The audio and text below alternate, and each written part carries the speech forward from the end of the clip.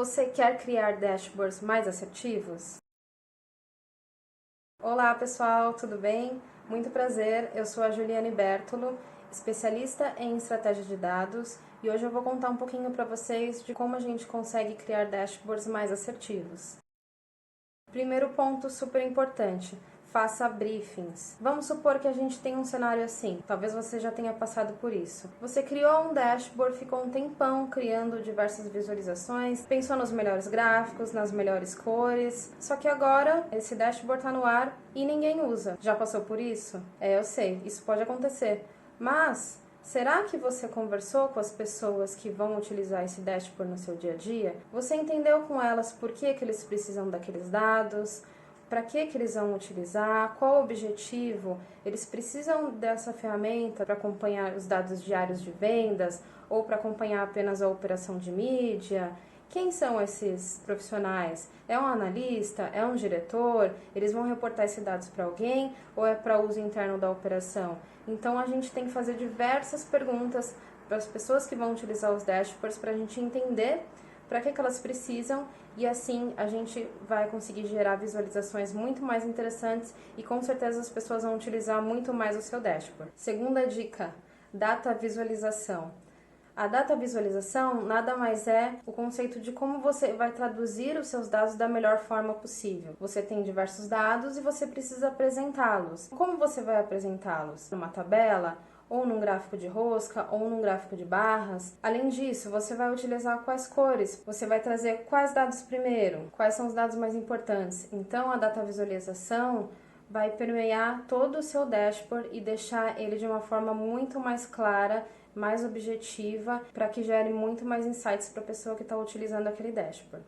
Nesse caso aqui, eu trouxe um exemplo de um dashboard com esse gráfico de rosca com diversas dimensões, que não é o recomendado, um gráfico de rosca com mais de 3 dimensões, porque fica muito mais difícil de entender a grandeza dessas dimensões, conforme elas vão diminuindo. Além disso, nesse dashboard, o fundo é laranja e os gráficos também são laranja. Isso provoca uma má leitura, não é fácil de entender os dados. Então, vamos pensar em tudo isso quando a gente for criar, pensar no fundo, pensar no gráfico, pensar na fonte.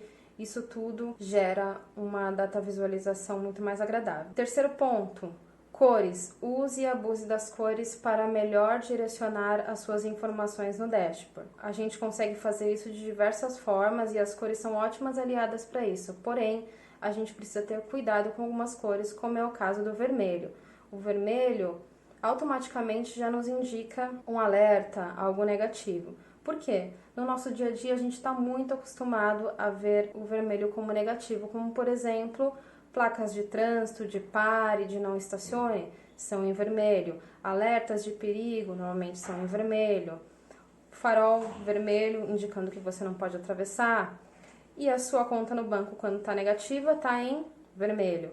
Então a gente está muito acostumado a entender o vermelho como negativo. E quando a gente vai usar essa cor para a visualização de dados, a gente tem que ter muito cuidado para não induzir a interpretação equivocada da pessoa diante de um dado em vermelho. Então, se você não quer que aconteça isso, tome cuidado. Se você quer disponibilizar um dado positivo, procure usar o verde, por exemplo. Nesse dashboard aqui, a pessoa optou por colocar os dados de conversão em verde, o que provoca uma tranquilidade para quem está vendo, porém ele utilizou o vermelho em custo, que não é legal, porque mesmo que esses dados não estejam negativos, a primeira impressão pode ser que sim, eles estão negativos. Então tome muito cuidado com isso. Vamos pensar num cenário que esse dashboard é para reportar dados para o cliente que está investindo em mídia. Sempre que a gente for abrir esses dados, o cliente vai dar de cara com esse custo negativo. Isso vai gerar uma impressão não muito boa.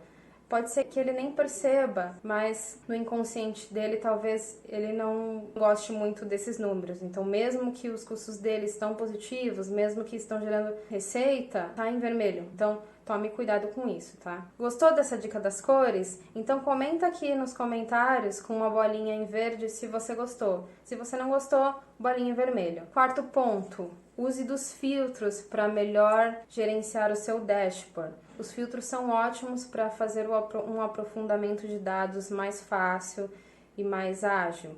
Aqui nesse exemplo, além do filtro de data que deve sempre existir, a pessoa também optou por trazer filtros de localização, de dispositivo, que são ótimos para um aprofundamento de dados mais rápido. Então, se você quer ver todo o seu dashboard apenas por uma dimensão, dispositivo, por exemplo, é só fazer um filtro, não precisa trazer um gráfico só para isso, né? Filtros são ótimos para você otimizar o seu dashboard e deixar ele muito mais self-service para quem vai usar.